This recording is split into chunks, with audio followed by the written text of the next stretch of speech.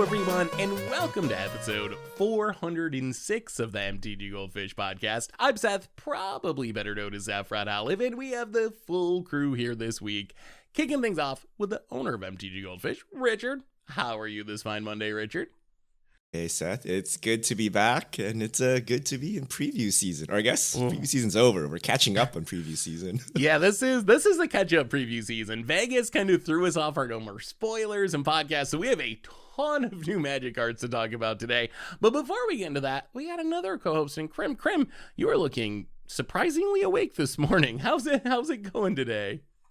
Yes, it's because conveniently I woke up 5 minutes before, and I don't know how I actually woke up early. Maybe Vegas helped It's daylight train savings. me. Nah, daylight savings, an extra hour. Yeah, that's okay. You into being awake. Let me be honest here. I slept until 6 p.m. yesterday, so I woke up late yesterday. That was late for me, so I'm very rested. Well, good. So today for the podcast, I think it's just all spoilers, basically, and then some fish mail. Like we talked about before, we were away in Vegas, so we missed a lot of the normal spoiler stuff, so we came back and, the full set is out. We have all of the Brothers War, which means we have a ridiculous number of cards to talk about today, so I think that's what we're going to do for pretty much the entire cast, and then maybe get to some fish mail at the end. But before we get into the individual cards, I got to ask you guys, we got the full set. Expectations were pretty high. This is iconic story in Magic's history. What do you think of the overall power level of this set? Are you happy? Did it meet the expectations? What do you think, Richard? I was scraping for playables and standard. I think there will be a couple cards. We'll talk about them, but most of these cards don't seem very good. I don't really like the prototypes. I don't like the command cycle. I don't like Power Stones as a mechanic. So the best thing about the set is Transformers. Oh no! But we'll talk about it. Maybe we can find some standard playables. But it's looking slim pickings in my opinion. But maybe there'll be a circle of loyalty hidden in here for us. What do you think, Grim? First off, Circle of Loyalty is a format all-star. It just hasn't caught on yet. The format just hasn't been created yet. I'm sure they will make one to support it at some point. Second off, really? You thought there's no good cards in Standard? For Standard? I think there are a handful of cards, but nothing archetype creating or format defining or anything. I think Karn is still going to be, to put this nicely, dog water. But and that's from the last set. But I was like, okay, well, that was actually the first thing I wanted to see what would happen this set. Can Karn finally be playable? The answer is still no, at least in my mind. And maybe I'm wrong in a week or 2 weeks' time and somebody cracks it and Karn takes over the meta. But yeah, no. That's not the case. However, I do believe I was already playing with whatever displacement protocol or whatever the counterspell that if you tap an artifact, it becomes one less. It's just straight up just counterspell. Mm-hmm. I think an actual artifact-y kind of control deck exists, and I think that this set definitely helps it. So I don't know. I'm excited to try some artifact control, and just overall more artifact-centric stuff. There's a lot of at the mythic power level, but I don't know. Maybe otherwise I don't see much else. But there's a good amount of artifact love here, so I'm excited to try it out. I think the set's better than it looks. I think the set, it's one of those sets where, at a glance, you're like, oh, that costs a little too much. Oh, that's a little bit underpowered. But I think when you actually dig into it and start playing with these cards in the context of, Power Stones and ramp spells, I think it's going to play a lot more powerful than it maybe looks at first glance. So we'll have to wait and see. But that's my current theory on the set, is that some of these cards are actually going to be really strong, but we're not going to recognize it until we actually start building decks and seeing how they actually play in action. But anyway, let's talk about the cards. We have so many cards to talk about. Richard, why don't you guide us through some spoilers? All right. So you can find all the spoilers we're going to talk about on mtgpreviews.com. We're going to start off with our latest meld set, which is Titania. Titania, and a land. So Titania is a 3-drop, 1 green, 3/4 legendary creature, elemental, reach. Whenever 1 or more lands are put into your graveyard from anywhere, you gain 2 life. At the beginning of your upkeep, if there are 4 or more lands in your graveyard, and you own own and control Titania, Voice of Gaia, and a land named Argoth, Sanctum of Nature, exile them and meld them. The land is an ETB tapped land, unless you control a legendary green creature. Taps to add green. 4 mana tap, make a bear. And then it's not a legendary land, by the way, so you can play multiples. And then the backside, the melded side, is Titania, Gaia, Incarnate. Star, where star is the number of lands you control, vigilance, reach, trample, haste. When it enters a battlefield, return all lands from your graveyard to the battlefield. 4 mana, put 4 +1/+1 counters on a land. It becomes a 0/0 elemental creature with haste. It's still a land.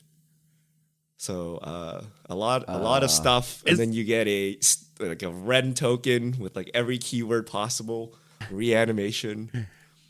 Isn't this great? Like when I see this, I see a very strong card. Like Titania itself is on curve. Think endurance in modern. 3 mana, 3/4 with reach. Not a bad body, especially when you consider a lot of the threats in standard, the most popular ones, have 3 power. Blood Tithe Harvester, Tenacious Underdog, Graveyard Trespasser, Corpse Appraiser. Like, this shuts down the ground as long as it's on the battlefield. And then all you gotta do to meld it is have a land to get some lands in your graveyard. And the land's even pretty good. Like, Krim, you love Castle Ardenvale. This is like super Castle Ardenvale. 4 mana for a 2/2, and you get to fill your graveyard. It's only sorcery speed. It's not Ardenvale. That is the downside for Krim, do not degrade Castle Ardenvale with this, but a 2/2 token's not bad on a land. Like, that's some mana sink value.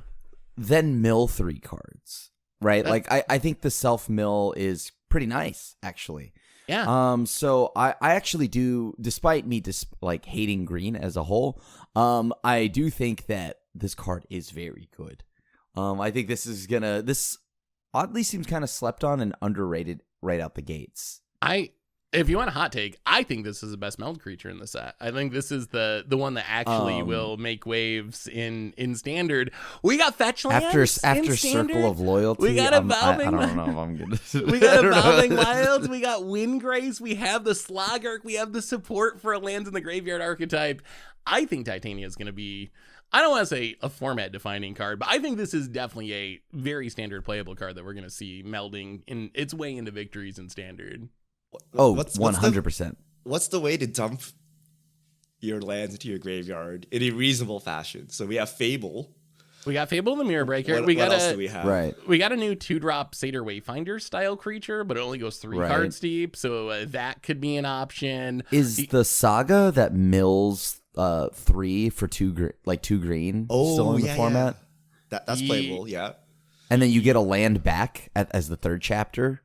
Yep. There's some stuff from the set itself. There's like a 3 mana mill 5, grab a land, instant or sorcery in the set. So I think there's enough ways to do it without playing like super bad cards, especially when you consider channel lands end up in the graveyard naturally. Yep. The Streets of New Capenna fetch lands, Windgrace plays them. Like, they're passable if you really care about getting lands in the graveyard. You also cycle the Triomes.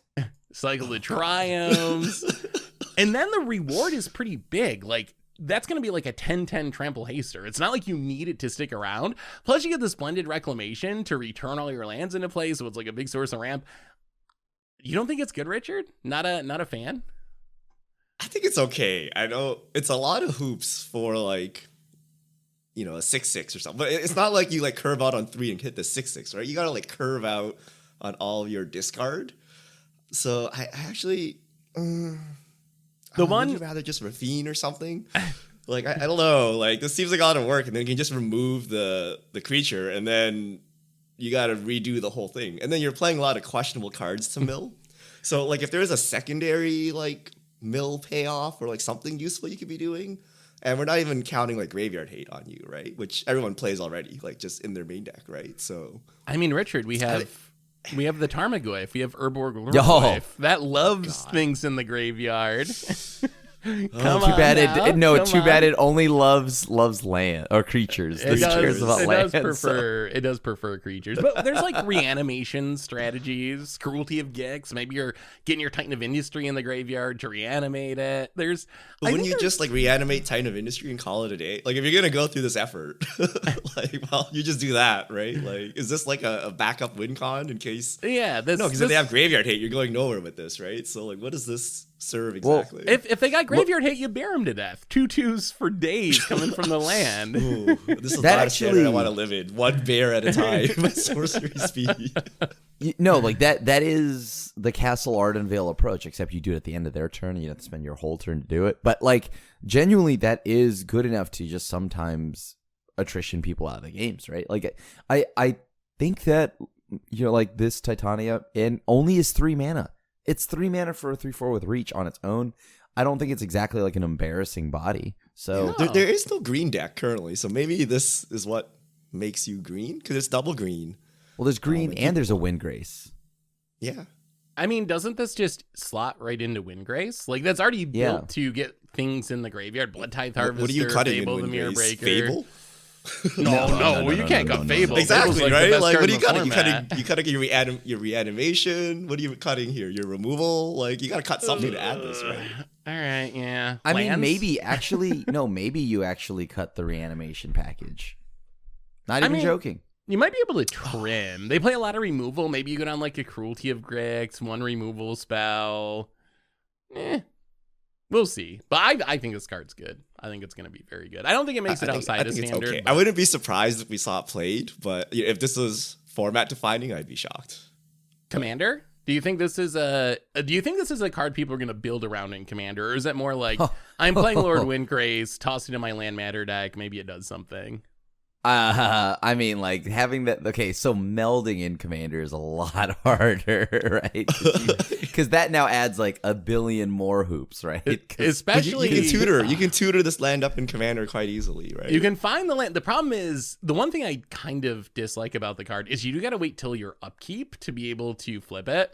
And if you like play this and have 3 people take their turn before it comes back around and melds, how often is that going to live? Like I would you be very meld worried. during your upkeep. Yeah, you got it. Triggers on your upkeep once you meet the condition. So you are like, can you kill it? Can you kill it? Can you kill it? Ooh, I don't know about this. I thought you just like slap down like this 10/10 haste trample and call it a day, but they have like a whole turn to do something about this, huh? Yeah, that's the part that scares me the most about this card, honestly. Yeah. Okay.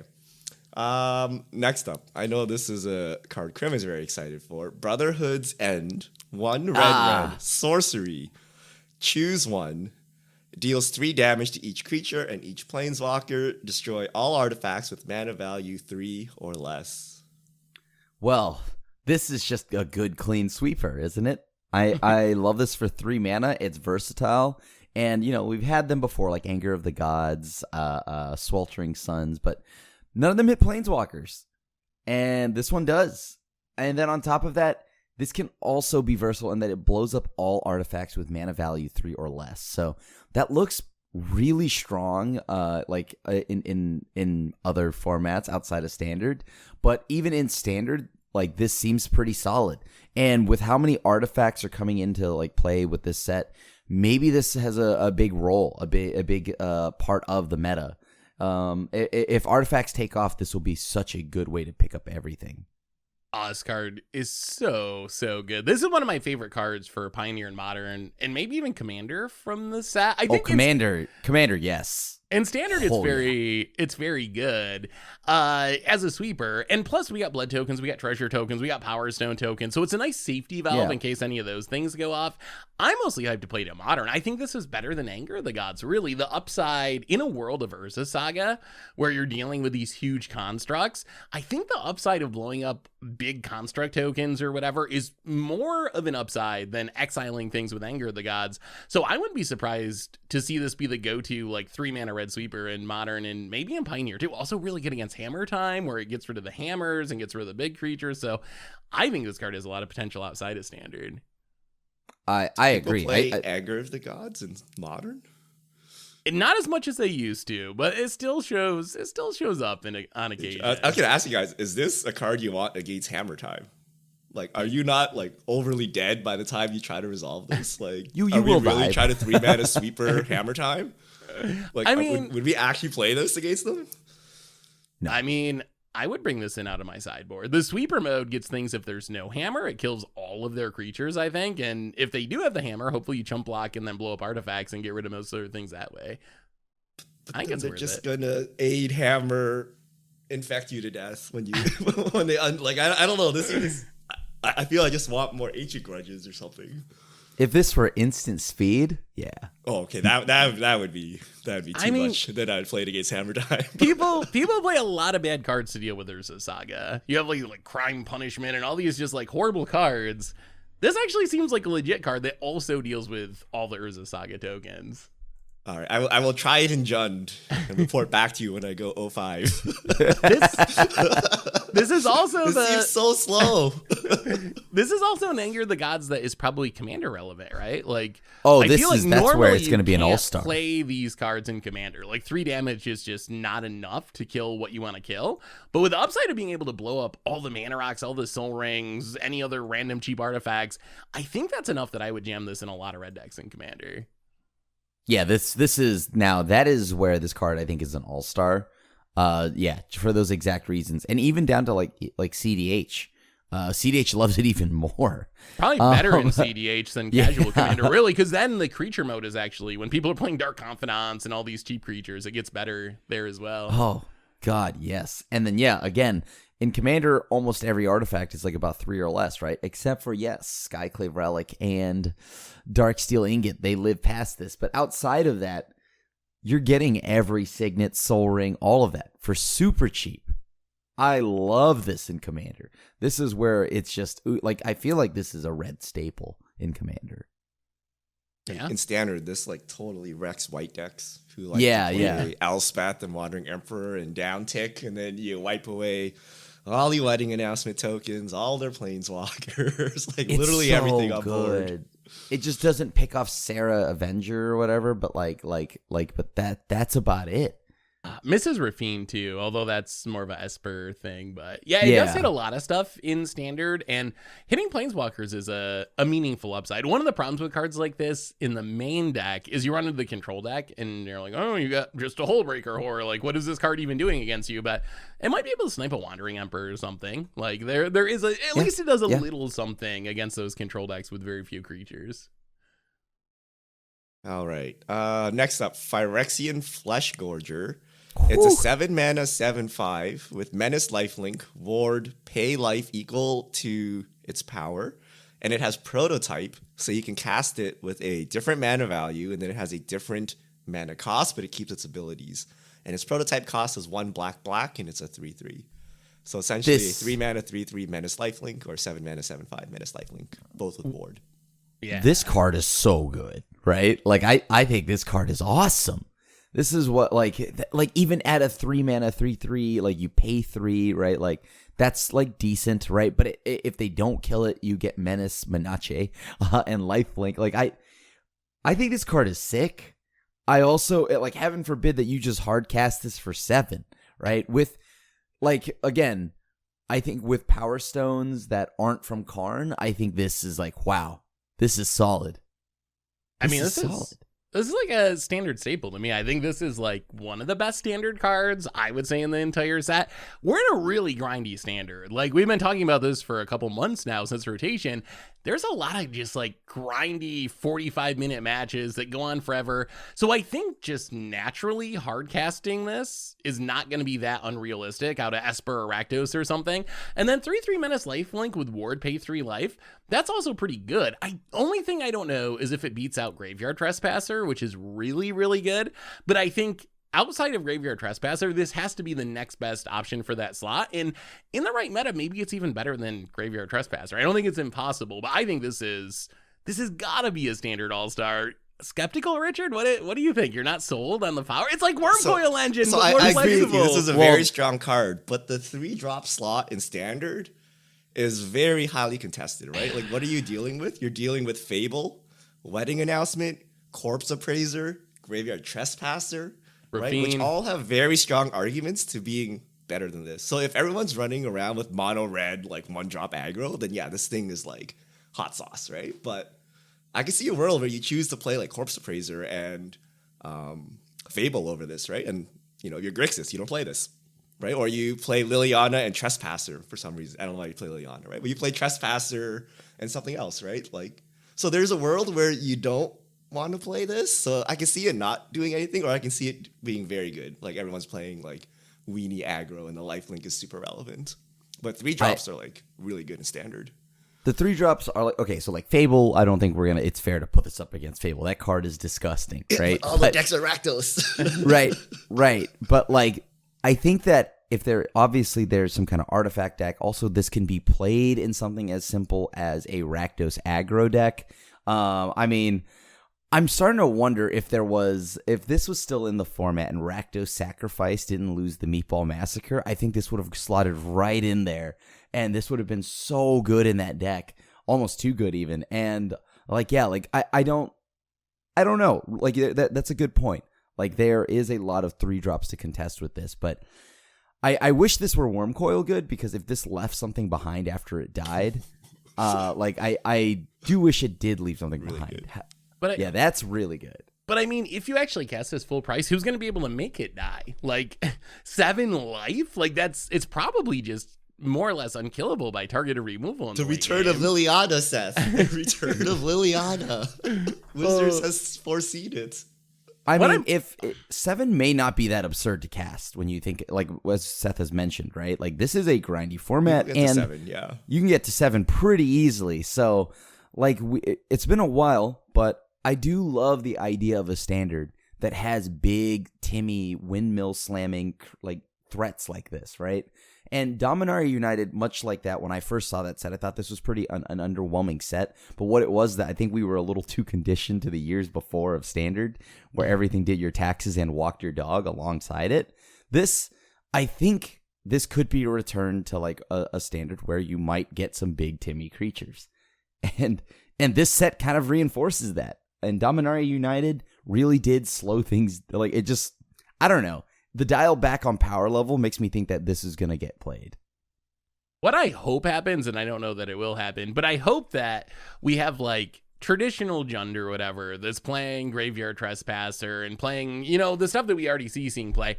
But then, thanks to Brothers War, maybe we have like artifact-based Jund where this is the right option over Graveyard Trespasser, because maybe you got like Teething Wormlet as your 1-drop, and that's, I think, a really powerful card that rewards you. Card's maybe cute.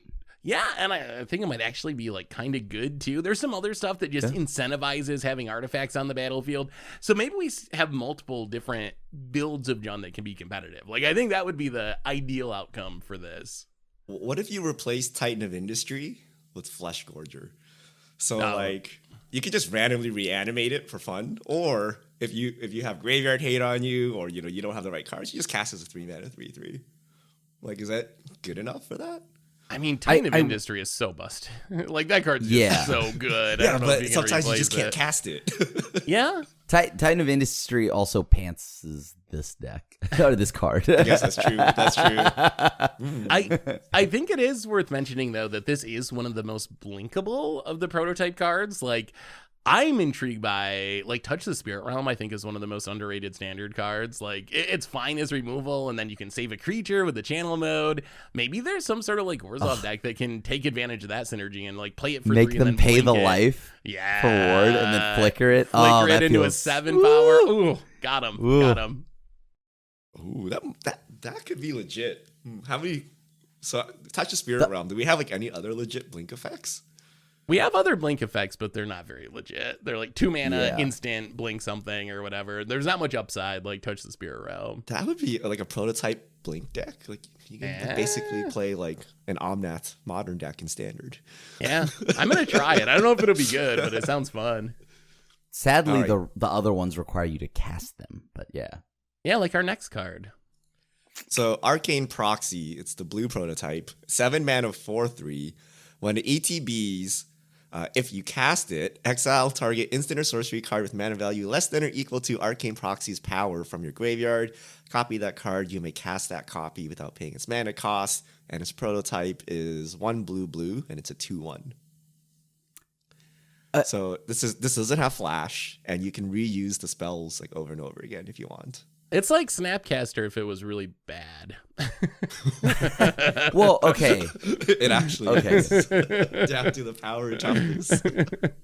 I am curious, like in standard, right?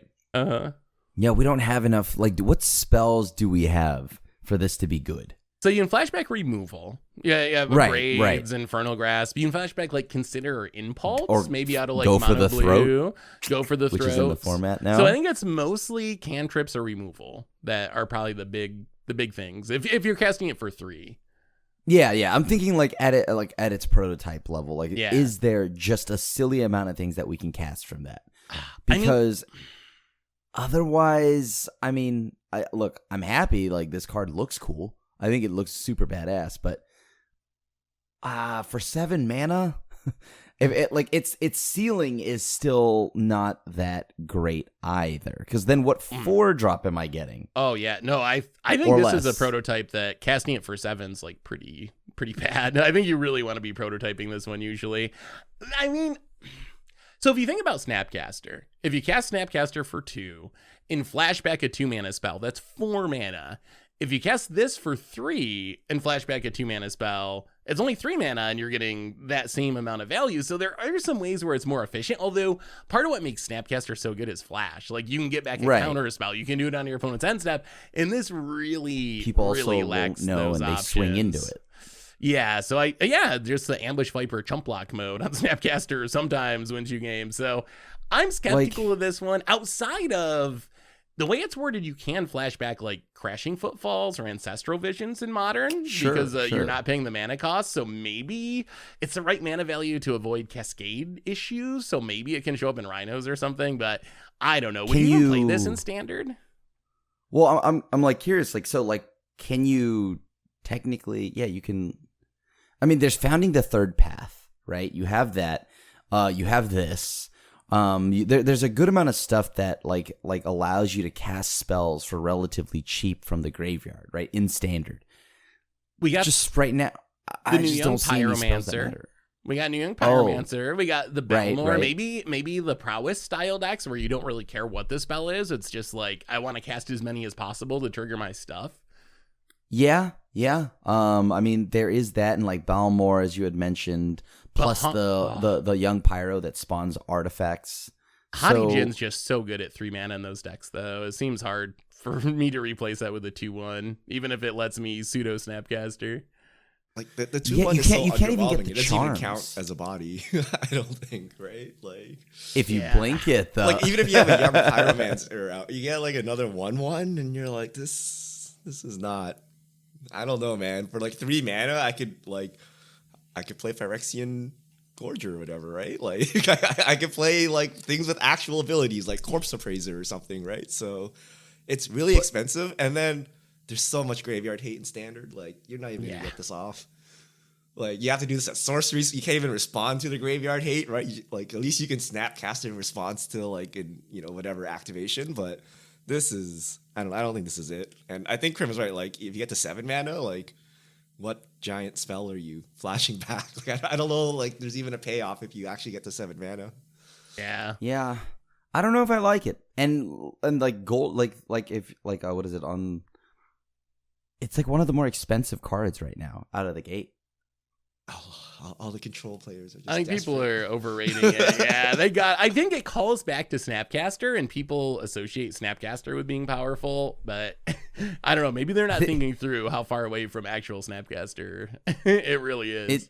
It's big doo-doo. It is compared to that, and it's like, it's not even close to Gear Hulk, right? Like, that's what we should be probably comparing this to.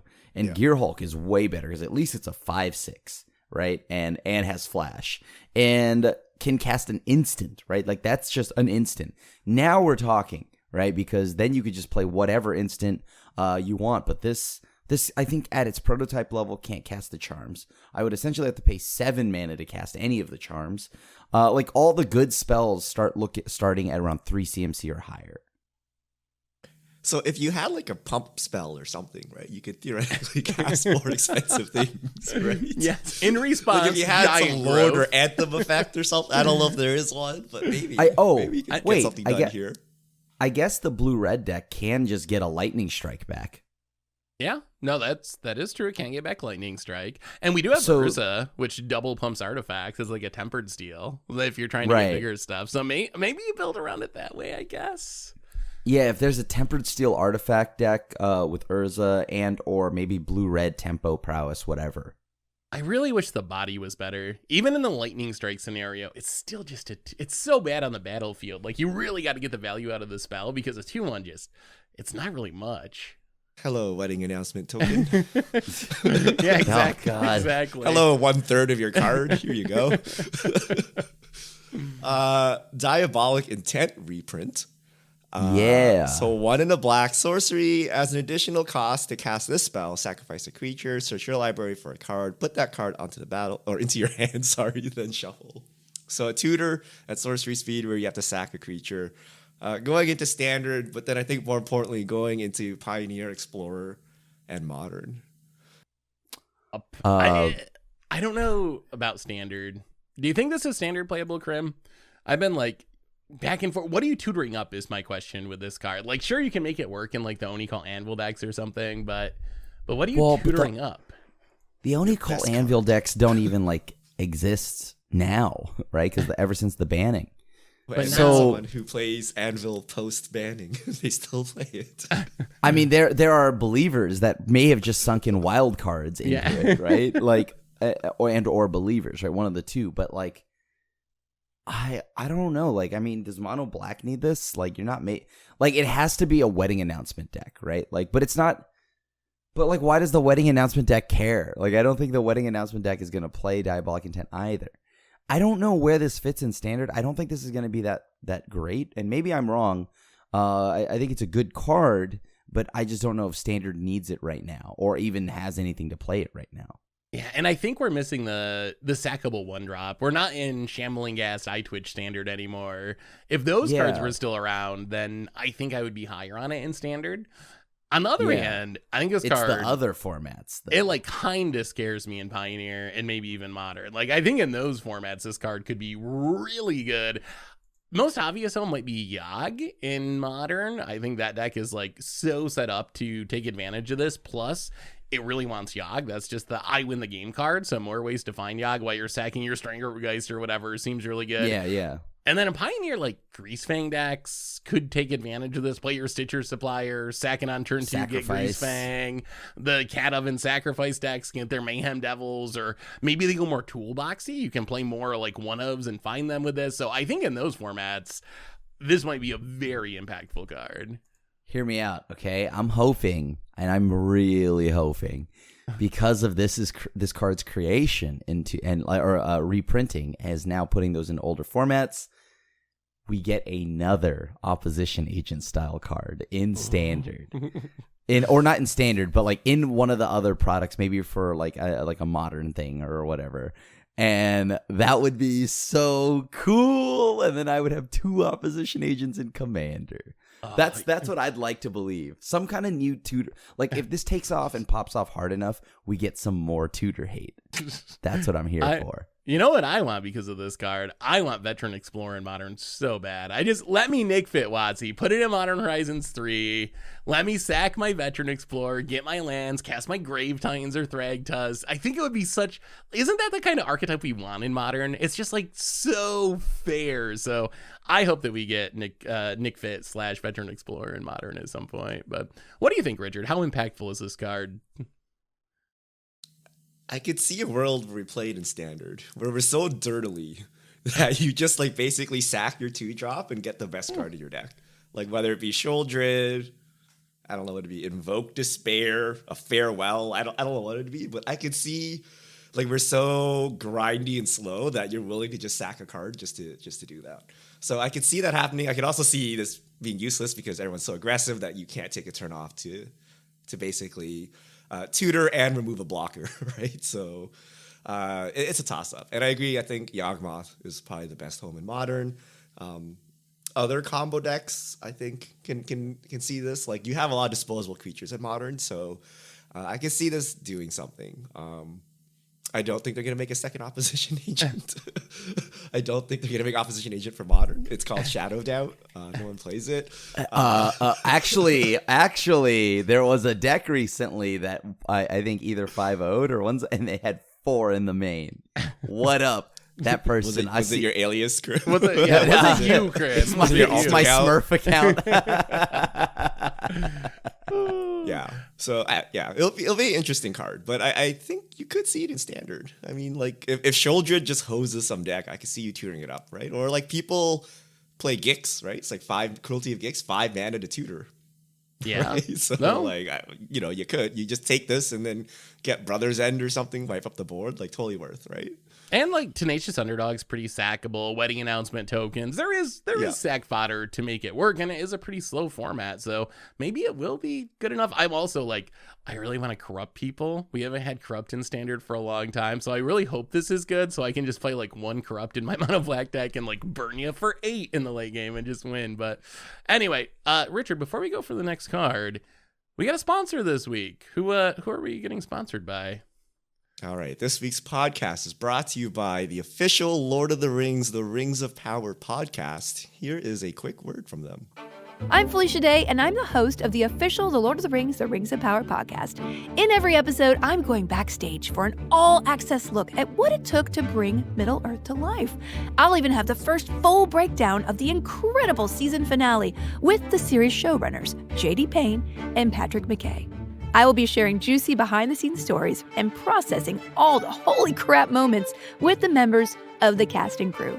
Numenor has got to be the most amazing thing ever, and we wanted it to just be the greatest kingdom of men that ever existed. The elves are arrogant and vain. They're not beyond being corrupted. Can I just say, watching Owen Arthur eat in his full regalia is the most hilarious thing. So if you want to deep dive into every episode, watch The Rings of Power on Prime Video and listen to all 8 episodes of the official The Lord of the Rings, The Rings of Power podcast for free on Amazon Music. Download the Amazon Music app now. All right, so thanks once again to the official Lord of the Rings, The Rings of Power podcast for sponsoring our episode, and we'll get back to more previews. Next up is a green mythic. Awaken the Woods. X green sorcery. Create X 1/1 green forest dryad land creature tokens. This is my favorite Seth, card in you the added set. this to our list. I love this card. I love this card. It's so cool. It makes so many Dryad Arbors. I think this card's pretty playable. I don't know if it's standard playable, but it might be. It's like, I've been wanting tokens to be a deck for a long time, and one of the things like Jetmir's been missing or Jinny Faye's been missing is an X-Spell token maker. We got Ajano Uprising, but that card is really bad because it gives your opponents the tokens too. This might be able to make that work, where in the late game you're just like, hey, don't put my mana into this, I make 6 tokens, it turns on my Jetmir, they're all hasty because of Jinny Faye or whatever, smash you to death, win the game. So I'm excited about that aspect of it. If you really think about it, it's also like an explosive vegetation, like 4 mana. You put 2 lands on the battlefield, so it's not fragile. bad. It is, yeah. We have learned that about Dryad Arbors. You do get blown out quite a bit. I think the most exciting part though is this is so insane with landfall. Like this is trigger all of your landfall stuff X number of times. So in probably Commander, I'd love to make it work in like Pioneer or Modern, but the odds of that actually happening are probably low. But in Commander, this just seems like one of the sweetest cards for landfall decks. Like they're all making mana, they're triggering landfall, you're making a ton of Scoot Swarms or Lotus Cobras or Avengers Zendikar. So I love the design of this card. I think it's a really sneaky cool design, and I like all the synergies. Plus you can do stuff like make a bunch of tokens and then undo inversion and not kill them because they're technically lands even though they're creatures. So I just think it's a really sweet design. But what do you guys think about this one? As a as a new player, I probably would look at this and be like, is this sick? Like, what is a forest dryad arbor? But like outside of that, I do think this card is pretty cool only in that tokens deck for standard. Having played a token deck in standard a little bit not too long ago after the banning of Meathook, the deck was pretty sweet already. This definitely helps it go over the top a lot, way better. The X spell that deck sorely needed is here. I think this is it. And it also helps ramp. So I don't think it's like the worst thing for that deck. Outside of that, God, if Meathook Massacre were still in the standard, this is unplayable. But yeah, like I don't know. I think it has a home only in that deck. And maybe if there's a ramp style deck that cares about like playing as I had mentioned, the big meaty mythics of this set, I think this helps get there, right? I like legitimately if you do this on 4 for 2 mana, or for X's 2, already the following turn you could play Flesh Gorger as just a 7/5. Or Titan Industry, Hullbreaker. Like there's a lot of sweet 7s that you can get to on turn 5 with this. Right, like this just straight up gives those ramp decks the inevitability to eventually hit prototype, and also will just kill you with Awaken the Woods itself. What do you think? There's theoretically the banned tokens list where you have Broker's Ascendancy, you have Right what's the thing? The thing that basically glimpse of Right of Harmony, and you have Catilda to actually use this as a mana sink or to actually have the mana. Although Catilda only for using them as mana. No, actually they ban themselves, so it's fine. Yeah, so you can use Catilda with this thing. But I don't know that deck was ever good enough. Meatball was a thing, but even without Meatball, people still play Depopulate and Farewell and things like that, right? They just take out your whole board at once. But theoretically, you can get there with Bant. Broker's Ascendancy is insanely powerful, and this gives you the mana and the creatures to, keep that going, and the card draw. So there's also new Teyova in Standard, which if you have 7 or more lands, when a land enters a battlefield, you turn it into a 3/3 haste. So sorry, you probably did Teyova? No? Oh, okay. Okay. All right. Okay. But that seems sweet too. You just cast this with Teyova and you probably just win the game. Having said that, I think it's too cute. I think a lot of times you just have this in your hand and it's a totally dead card, or you're a 3 mana 1/1 and you're cool, pass the turn. Yeah. I've been bitten by Dryad Arbor many times. When it's bad, but the upside is there. Yeah. Next up, we have a Planeswalker, Saheeli Filigree Master, 2 red and a blue, so 4, 3 starting loyalty, +1 scry 1. You may tap an untapped artifact you control. If you do, draw a card. -2, create 2 1/1 Thopter creature tokens. They gain haste until end of turn. -4, get an emblem with artifact creatures you control. Get +1/+1. Artifact spells you cast cost 1 less. This card's great, right? I feel like this card's great. We have a pretty long history in Magic of 4-drops that make 2 Thopters being pretty good. Think Pian Karen Nilar, the blue one that was all, I want to say really Virtuosa, but that wasn't added right. 4 power to the battlefield, plus could shoot people. Yeah, but this adds 2 power, but then it draws you cards or maybe ultimates. I feel like this is a pretty good card. +1 in a deck with artifacts is Opt, repeatable Opt. It gets to ultimate in 1 turn, and that's a pretty powerful ultimate, getting the Anthem and the cost reduction emblem. And then you make some hasty Thopters, so it protects itself. I feel like the one thing that scares me is I was really high on Jaya, and Jaya really hasn't caught on as a staple level card yet, even though I think it still has time. And it reminds me a little bit of Jaya, and the same reasons I was high on Jaya, it draws me cards, it protects itself. But I feel like this is for standard at least, with all the artifact synergies running around, this has to be a reasonable Planeswalker, right? No? I mean, you keep saying artifact synergies, but I don't. What artifact synergies are we referring to? You grow your teething wormlet. Yep. Dragon Spark Reactor gets some counters. Okay, that actually is not it. I am genuinely serious. I think that Dragon Spark Reactor could get some sick play there. There's also that saga from, I think, is it from Dominaria United?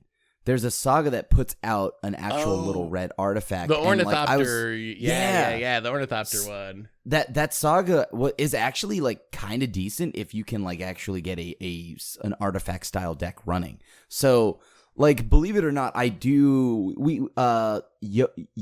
declares war. There it is. Like, I genuinely think that we're looking closer and to getting an actual artifact deck. And if like this set doesn't help, I don't know what the next set's supposed to do. But like, we're getting there. I genuinely think we're getting there. I feel like we're getting there too. We got Urza to double pump them. You got Joyride, you got Artificer's Dragon that can pump your 1/1 or pump your artifact creatures. I feel like there's enough. To maybe make that work. There's the Mechanized Warfare enchantment that adds a damage to all your artifact sources. There are things going on. We'll see how good they actually end up being. Maybe they're still not good enough, but I think there are enough synergies to try to make an artifact deck work. Yeah. Like Grixis Anvil? Yeah, we keep trying to bring back this dead archetype here, but the card just falls Anvil's to the involved. Brotherhood's war end thing, right? Like it kills the Planeswalker and the Thopters all in one swoop. I think at 4 mana you just have more powerful things to be doing in Standard. I don't know if you want to make 2 Thopters and call it a day. What about Artifact Super Friends? You got Karn Living Legacy, you got the Tezzeret. Saheeli's way better than either of those. That would be like the premier Planeswalker in that deck. Like that is a card that has fallen under the radar for the set. Tezzeret. What does Tezzeret do? Yeah, see, that's what the card draw. The card draw is very good in an artifact. It deck will with also Tezzeret. just turn an artifact into a 4/4 beater. Very strong. I mean, I've seen that pair with like a good Planeswalker like the Fairy. You can't play like 2 bad Planeswalkers and hope they synergize with each other. You need someone to carry your deck, right? I mean, like I think Tezzeret, yes, Teferi obviously, but like Tezzeret can maybe even do a little bit of carrying. I need to like Saheeli, hope Saheeli lives, and then Tezzeret, and then you could like start doing things. Like, Grixis artifacts, Oni Cult, like Anvil, like kind of works. It kind of sounds like I think that could be a thing. Like these softers, you need the artifact synergies, and it's not Power Stones. Okay, it's gonna have to be the Anvil. And considering we have that super cool Blade Coil Serpent, it is asking for Grixis. Oh, that card's so sweet.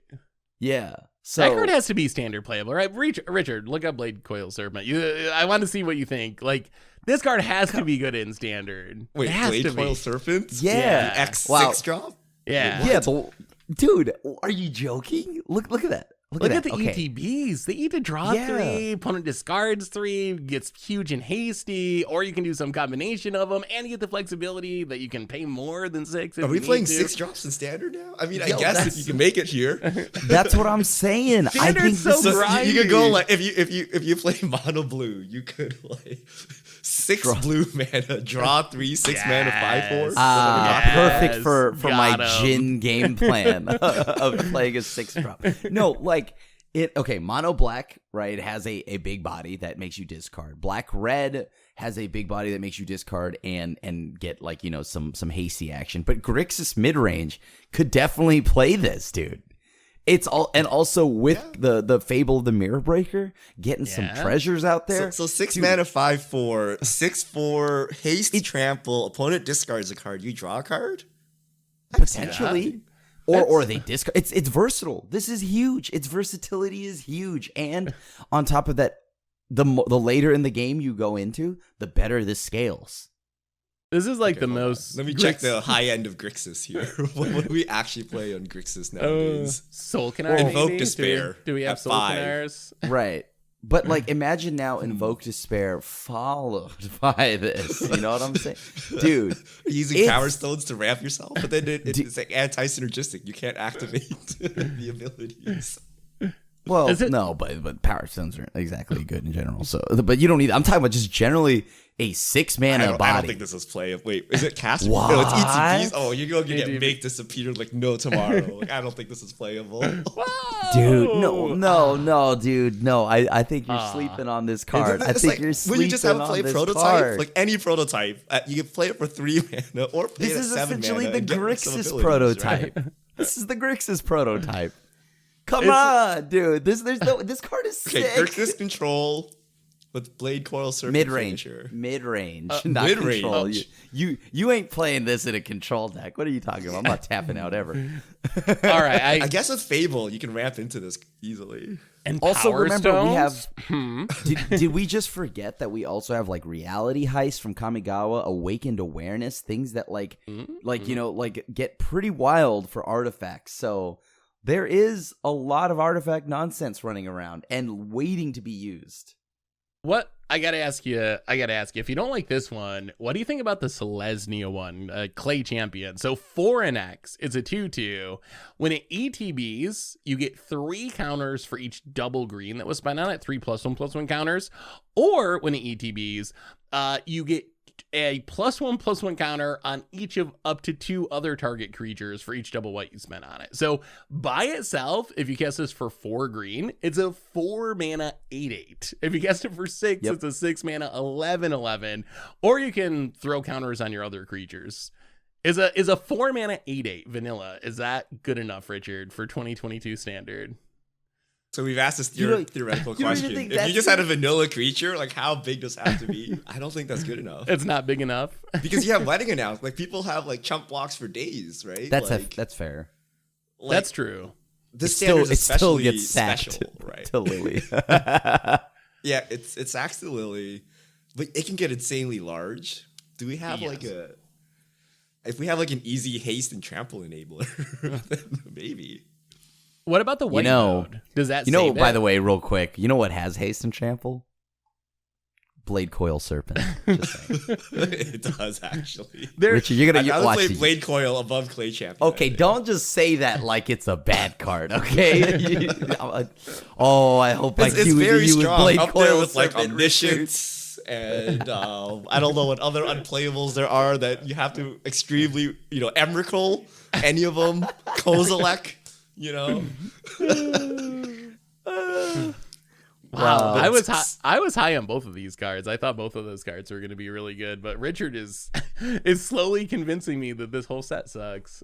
Every card that I like, Richard's we are slow and dirty, but I'm not sure that we're we're dirty enough that you could like wait till like 6-8 mana to do something useful. That like, but Yeah. it could be right. Like in a top deck, where you top deck this thing, any of these, they're insane, right? But can you make it there? Can you I get mean, there? yeah. Oh, are you kidding me? You're still getting hit by 2 mana, 3/3s and 3/2s or whatever, right? Like, you still got to make it there, right? You still have removal. You're not just sitting there like counting like the paint dots or whatever, the ceiling dots. You're still building your okay. I mean, Clay Champion obviously- dies to Doomblade. Look, how dare you speak on Klay Thompson like that? Klay Thompson is sick, all right? That man is out there splashing on people. This dude But if we is had gonna artifact synergies, it might be worth it. If There we had are artifact synergies, Richard. There are. I know there are. I think Rafine players are going to be feasting on week 1 of Brothers War as everyone. They're like, 10 mana Clay Champion. Like, make disappear. Okay, Rona's Vortex. Good job, sir. I mean, fair. Okay, that does. Well, yeah, but if you do that to Blade Coil Serpent, the Rona's Vortex. No. All right. Speaking of questionable cards, Command Cycle. Wait, I asked Seth which one the best one was. We're going to go with Urza's Command. Urza's Command is terrible. 2 blue. Well, the other ones are like even more expensive. Choose 2. It's an instant. Creatures you don't control get -2/-0 until end of turn. Create a tapped Power Stone token. Create a Construct token. Scry 1, then draw a card. This is bad, right? Like, this is hilariously bad. Like, if you would have at least put like a counter mode on this, it would play in the blue artifact control deck. This is terrible. Like, I actually don't think it's terrible, Makes just a because construct. I think the construct is probably worth the price of this card. Like, it seems like every time I run into a construct, it's like a 8/8 or a 10/10, and I'm just dying to it. Like, it feels like an artifact deck. Yeah, construct ETB ops. I can deal with that. Okay, that is fair, especially for the cards that I had just mentioned, Disruption Protocol. Maybe Saheeli and Jaya have a little party. But like, Is this the best command? Really? I think the white one might be better because it's 3 mana. The question I want to ask you about these commands is, am I wrong to think that they are all horrible? Like, is this just the worst command cycle that we've ever gotten? Because I feel like all of these are so underpowered compared to what I was expecting. These are terrible, and that's what I mean by terrible. Sorry, they may be standard playable at some miserable point, but then compared to the other commands, these are just laughably bad. Like, yeah, they're all like almost all sorcery speed, and they're overcaught. Like, how do you mess up commands of all things? I even would take what is it, Silver Quill command over this. Like all of these. Lore hold command. Bring back the lore hold command. Yeah, lore hold command was unjustly 5 mana. But this set right here, these commands, I forgot these were in the set because they were just so bad. Like they're so bad. Gix's command isn't that bad. No, Richard read 2 +1/+1 lifelink. Destroy each creature with power 2 or less. Double return 2 creature cards from your graveyard. Each one sacrifices a creature card with highest power. I think almost playable. The only way this sees play is if someone was meaning to write down the cruelty of Gix and accidentally wrote down Gix's command instead. That's the only chance this has of showing up in a competitive deck. This card is very much so poo-poo. It's like the worst wrath ever. What is power 2 or less kill? Like tokens? Like what are you actually killing that he's playing standard with the wrath mode? Heaven forbid, Richard. You I can't make them believe sack their highest power and then all their weenies. It's like 5 mana for life. All their weenies, dude. By then they've already had by 5 mana they've had 62 different wedding announcements go off to let you really know about their wedding. Can pump them off of the sweeper. If it was I think the construct. value, I think your construct is worth 4 mana. That's the only one that I'm really. I mean, I guess I like Titania's command too, just because it double tutors lands. No, Seth, that is a 6 mana. Claw Coffers, Urborg, Vesuva, and Commander. Dark We're talking about Commander Depths. now. Oh yeah, and Standard, it's a little much. You can make 2 bear tokens. Yeah. In Standard, this is unplayable. This is, you got to be playing the Mythics over this. but in Commander, no, I'd rather still play Primal Command. This is pretty poo poo as well. I mean, people played Hour Promise. It was just 1 less mana, and you got to make 2 2/2s and get 2 lands. Wait, does this tutor any land? Yeah, any land. Oh, that is definitely right, playable okay. because it's only the 4th or 5th card that does that. Yeah, not too many. In Commander, you would definitely because that's like a Field of the Dead. Field that's of like the 1 million Dead tokens, so totally worth. Okay, last card. I wanted to ask you guys. Are soldiers a thing? Siege Veteran, 2 and a white, 2/2. At the beginning of your combat, put a +1/+1 counter on target creature you control. Whenever another non-soldier you control dies, create a 1/1 colorless soldier artifact creature token. Yes. I mean, soldiers look really sweet already. I actually just I think put out a video not too long ago. Soldiers in Explorer, but and on top of that, I mean, you could now probably play them in Standard, right? Although, did you know Adanto Vanguard's a soldier? I didn't know that. That was great. I didn't realize that either. Yeah, Guardian of New Benalia is in this Standard. That card looks like it's just asking to become played. You also have Resolute Reinforcements, and you still have Sun Gold Sentinel for Graveyard Hate. Thalia is obviously a soldier, and you have the Lord Effect and Valiant Veteran. You have Brutal Cathar. So, and then I've been itching for a reason to play Protect the Negotiator. So you go blue-white soldiers. It does that, right? Protect the Negotiator literally poops out a soldier and counters. So I kind of love this. Right? This looks sweet. I mean, if you just look down the curve, the pieces seem like they exist. You get the new 1-drop, the Recruitment Officer. So you got that as a 1-drop. There's also a new 3/2 flyer in the set that's a soldier that when you attack with 5 more soldiers, your creatures get +1/+1 in flying. Just a 3/2 flyer for 2 is pretty above the curve. So I can see that along with Valiant Veteran. You mentioned Brutal Cathar. The pieces exist to make soldiers a deck. I'm just a little nervous because I feel like every time I try to predict that a tribal deck is actually going to be good in Standard, I end up with a Circle of Loyalty, Knights during Eldraine situation and end up regretting it. So I don't want to make any hard and fast declarations about Soldiers being good, but the pieces look like they're there. I think you can build a sweet like blue-white tempo-y Soldier deck that might actually be good. Like, as far as the new set, Brothers War creating a brand new deck, I think Soldiers is the best shot to be like, hey, this is a Brothers War deck that's actually good in Standard. Yeah. So I've played with all these white weenies extensively in Standard, and here's the problem. The synergy counts for nothing. Like, the payoffs are very little, and you might as well just, like, jund them out with, like, the best, the like, white weenie, like, you know, the best cards, like Wedding Announcement, like Wandering Emperor, and things like that, and forego whatever synergies you would get. And I don't see any like killer, like you need like basically Rally the Wings or something, like something that like really pays you off. Otherwise you just play the best, you know, white blue cards and you'll end up with something different that's not Soldiers. So I don't think Soldiers is a thing, but I'd be pleasantly surprised if we could do it. But like, getting a Lord to pump +1/+1 is not going to be enough. Like, everyone's creatures are just by default bigger than yours. Like, you can't attack fast as Shieldred. But you can you fly die to like every over sweeper Shieldred. imaginable. Then they fire off their one removal spell because everything else gets blocked. They don't need to remove it. I mean, think that's the tough part.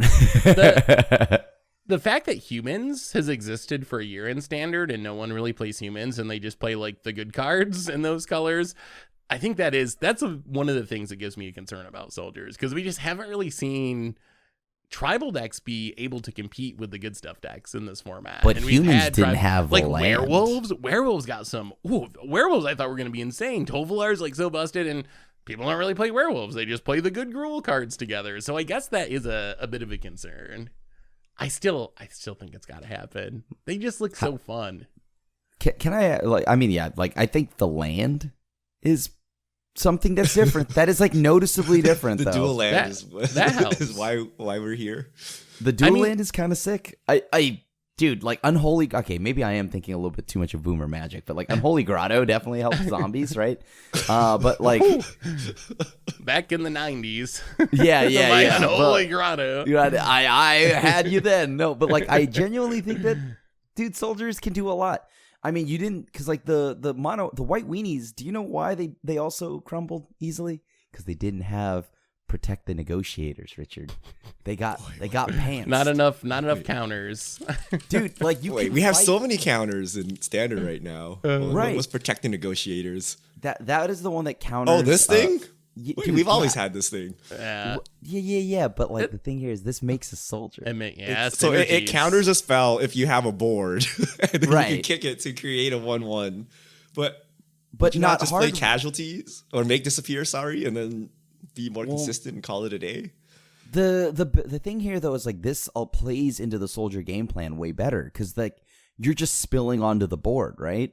And like on top of that, when you have Resolute whatever, the dude that spawns a Soldier and then spawns a Soldier token, that's already on its own. Like, that's just 2 creatures. And this is, I think, probably one of the sweeter go wide strategies. Yeah, maybe. I mean, Meatball's gone.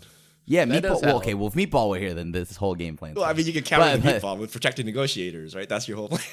Sure. But like, this if makes they it easier. But the life gain that Meatball made happen is what makes it sad. Because if I can go wide and I didn't care, like if you sweep my board, whatever, right? I can probably still chip away. But like if you sweep my board and gain all the life back that I've done, then it's over. I mean, I see what you're saying, but what if I just 3 mana, make 3 1/1 tokens, and then get an Anthem? So I basically paid 3 mana for 6 power, faster. and I'm protected by through sweepers. No, you're faster than those decks. Because I'm playing this card, I can't play Thalia, like the best soldier, because it totally wrecks my own curve. Oh, silly Richard. Yes, you can. Yes, you can. And as a matter of fact, I have.